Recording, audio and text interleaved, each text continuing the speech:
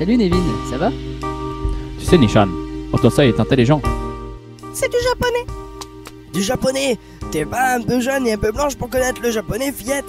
Mon père travaillait avant dans une entreprise japonaise et son assistant avait l'habitude de me parler en japonais. Donc le mot de passe devrait être en japonais si c'est bien mon père, l'auteur des modifications sur le Star Seeker. C'est quoi alors? Oh mais attends, on progresse là. Nevin, si tu le penses, Vic veut un mot de passe en japonais. Et si c'est bien ton père l'auteur de tout ça, alors tu dois forcément le connaître, non? Vic, tu peux me donner accès aux données que tu caches, s'il te plaît? Oto-san, Encore Nevin, allez. Kiyosuke, Coucou Nishan. Nishan. Accès confirmé. Merci Nevin. Décryptage de données en cours. Bravo Nevin.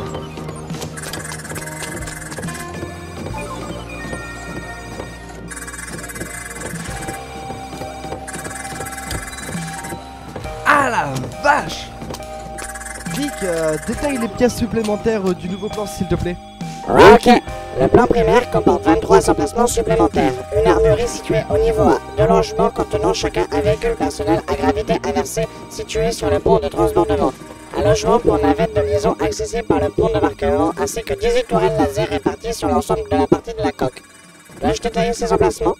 Non, merci, ça ira. Ces fichiers de configuration sont plutôt hors normes, les gars. Il n'y a rien d'origine, plus aucun réglage d'usine, c'est dingue, c'est entièrement personnalisé. Et c'est pas du travail d'amateur, il y a des configs qui sont juste géniales. Et celui qui les a écrites était bon, c'est moi qui vous le dis. Bon, on va aller voir ces véhicules. Ça va, Nevin? Oui, excuse-moi Silver, j'étais loin là. Y a pas de souci, ma grande.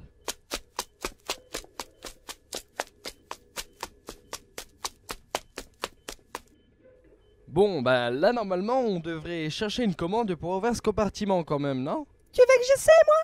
Ah, et s'il y a bien quelqu'un qui peut y arriver, c'est bien vous, mademoiselle l'administratrice exclusive. Vic? Ah ouais, ils font pas dans la dentelle. Un cristal des Runner, c'est pas rien. Ah c'est génial. Et alors, on fait quoi maintenant Silver? Eh bien, on va essayer de trouver de l'armurerie, d'après ce que j'ai pu voir sur le plan. C'était pas loin. Et quand je vois le matériel qu'on a trouvé ici, je n'ose même pas imaginer ce qu'on va trouver là-bas. On peut dire que ton père est quelqu'un de très prévoyant. Hey mais dis donc, petit bout, et t'as vu l'heure qu'il est? On a laissé filer le repas de midi, on va pas tarder à rentrer, sinon Sanvienne va nous passer un savon. Tu dois mourir de faim, non? Ça va, j'ai pas vu le temps passer avec tout ce qu'on a trouvé et j'ai même pas pensé à manger. Ouais, c'est pas bien si j'ai oublié de te donner à manger quand même. Bon, on va voir l'armurerie et on rentre, ok? Je vais bien Silver, je t'assure. Bon bah, on dirait que l'armurerie nous bloque ses portes. Va falloir demander à Stéphano de voir ce qui coince avec cette porte. Sil, je crois qu'il est plus rapide quand même. Comment ça? Attends, je te montre. Vic, ouvre-nous l'armurerie s'il te plaît. Bah quoi? Tu l'as dit toi-même, c'est moi la patronne ici. Oh la vache!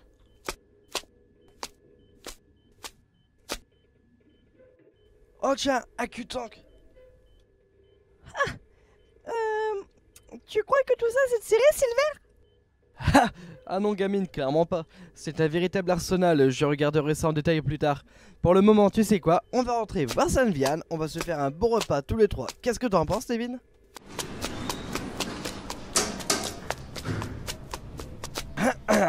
Eh ben voilà, je te préfère comme ça que fêlé dans un fauteuil attiré au flanc, vieux grigou.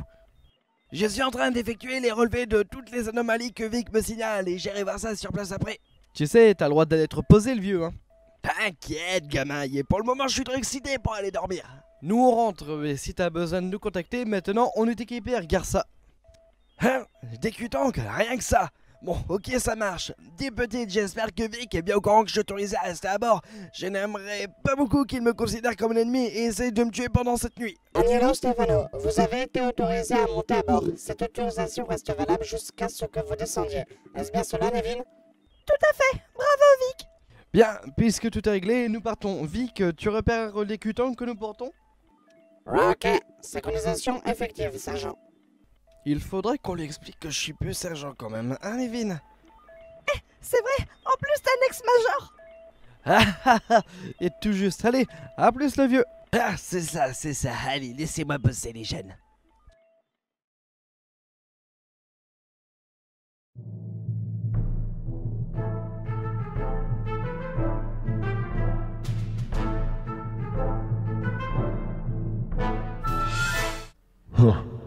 Heureusement qu'Hathaway semble toujours croire en moi de ce côté-là.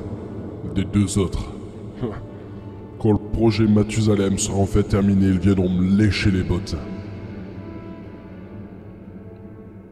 Depuis 2120 que j'attends ce moment. Le Spiralis, maintenant on en a des quantités entières de cette drogue. J'ai toujours pas les calculs, mais ça viendra avec la fille Sparkless si j'arrive à la retrouver. La rumeur de ces chimistes à l'époque. Une rumeur, heureusement, une vérité. À l'époque où les radiations commençaient à devenir de plus en plus importantes sur la Terre, lui, avec cette drogue, a réussi à créer un remède contre les radiations. Un simple remède? Une simple drogue? Non, ça aurait été trop bien vite commercialisé, voyons. J'ai eu cette chance durant ma jeunesse de goûter à cette drogue. Cette drogue qui, par ailleurs, si on en prend plus de 1 centième de gramme, nous fait littéralement exploser le cerveau. Bien sûr, sans cette découverte et sans cette expérimentation, je n'aurais jamais compris ce que c'était. Une drogue si spécifique qu'elle décuple par mille, par million, par milliard les capacités du cerveau.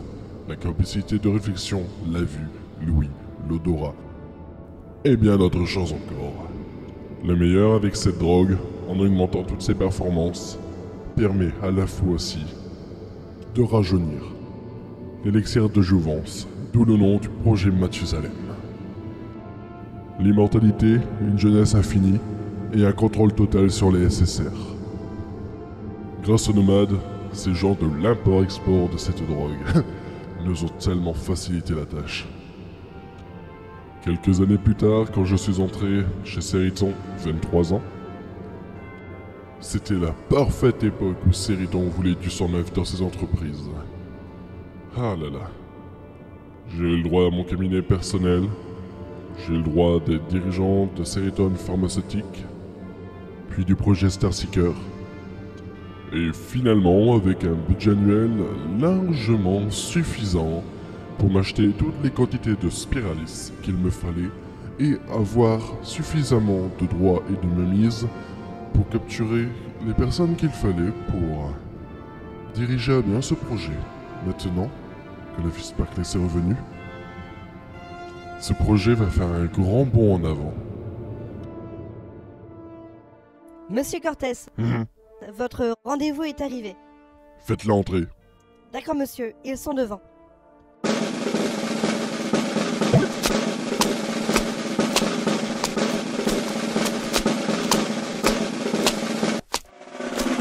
Capitaine Ethan Hipster, lieutenant Philippe Doss, brigadier Shen Medjani et Sergei Sakharov. C'est bon, je suis pas membre du gouvernement et encore moins de l'armée, alors arrêtez vos samaleks. À vos ordres, monsieur. D'accord. Bon, on vous a expliqué ce pourquoi je vous ai convoqué. Il s'agit d'une mission de recherche, monsieur. Exactement. Cependant, cela doit rester secret. Je suppose que le ministre de la Défense vous a précisé. Vous ne rendez compte qu'à moi ou à lui, c'est bien clair? Absolument, monsieur. Bien. Je vous charge de retrouver un vaisseau et son occupante, après lesquels je cours depuis bien trop longtemps maintenant. Il s'agit d'un vaisseau de fret de la classe Starseeker. Quant à son occupante, elle s'appelle Nevin Sparkles. Elle a environ 50 ans et j'exige que vous me la rameniez vivante. La tuer n'est pas envisageable. Est-ce que cela est bien compris? C'est limpide, monsieur. Vous verrez avec ma secrétaire pour qu'elle vous transmette le dossier que je prépare à votre attention sur le terminal de votre vaisseau. Avez-vous des questions? Monsieur, à quel niveau de danger doit-on s'attendre? Mais j'en sais foutre rien, capitaine. Je n'ai pas vu la fille Sparkles depuis 40 ans et je peux même pas vous dire à quel point elle est dangereuse pour vos miches. Je ne sais qu'une chose, elle a été suffisamment maligne et ingénieuse pour échapper aux TRU, et aussi pour ne pas se faire repérer, ne pas faire d'esclandre, et ne même pas essayer de m'attaquer pendant 40 ans. Alors ne la sous-estimez pas, sous aucun prétexte que c'est une femme. Vous pourriez bien le regretter. Je souhaite être tenu au courant de votre progression tous les jours, et si vous avez une piste, vous me prévenez immédiatement, bien sûr, de jour comme de nuit, c'est toujours clair? Reçu, monsieur. Ce sera tout, vous pouvez disposer. Qu'est-ce que c'est que cette bande de bras cassés qu'on m'a refourgué?